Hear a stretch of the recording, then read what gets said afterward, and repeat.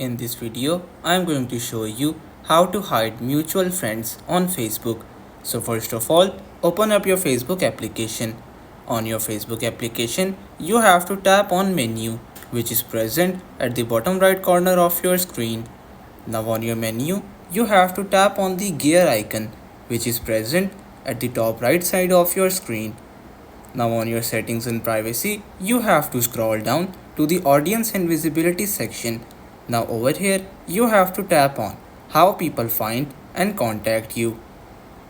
Over here, you have to select the second option, which says who can see your friend list.